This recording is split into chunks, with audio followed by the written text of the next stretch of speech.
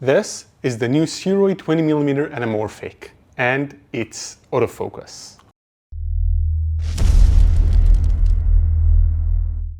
It is for APS-C, and it is not their first anamorphic autofocus lens.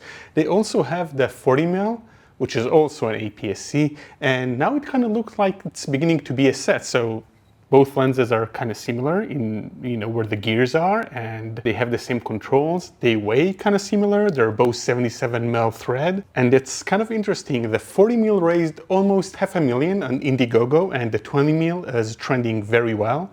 So let's dive in and see how they par. Now, if you're unfamiliar with anamorphic lenses, it's those lenses that kind of squish you, and they don't have square pixels, so their pixels have an aspect ratio.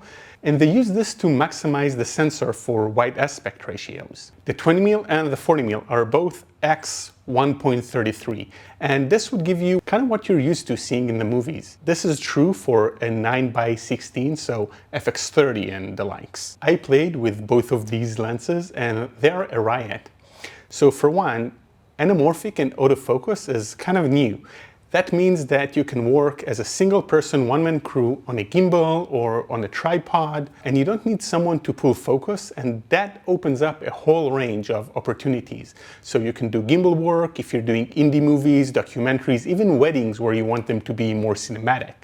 This is all now possible because, hey, autofocus. I did want to compare those lenses to two other sets that are coming from Sirui. This is Sirui's Nanomorph X1.6, and as you can see, the 20mm is a little bit wider and chunkier, but it's also a little bit shorter, which is kind of surprising for an AF lens. The other set are the Nightwalker, and this is the 16mm 1.2, and it is also autofocus. And as you can see, the size is very similar. I think all in all, they did a pretty good job of cramming anamorphic into this tiny body. Also, weight is it's incredibly light. So aside from having the gears in the same location and having the same thread size, there are two other interesting features. So one, the lenses have an auto manual focus settings right on the lens.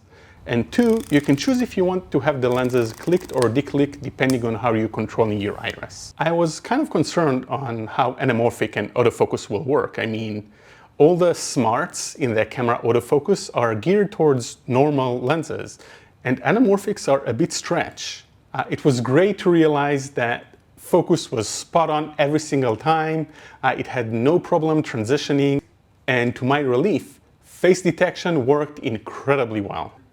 So if you're getting an anamorphic lens, you're probably concerned with bokeh and flare, and I'm happy to say that they're both pretty spot on. You can choose between two kinds of flare. One is natural, so warm light will give you a warm flare and cold light will give you a cold flare. Or if you're looking for that sci-fi feeling, it also comes in a blue flare variant. This is us going through the stops, so you can see how the bokeh changes. All in all, I'm incredibly pleased with those lenses, and you still have 2 weeks where you can get them on Indiegogo. You get 15% off, which brings you to $679, and after that price will go up. And if you're looking to up your cinematic games, I wholeheartedly recommend that you go to Indiegogo right now and grab one in a reduced price. Udi Tirosh, DIYPhotography.net, and I'll be seeing you in the next video.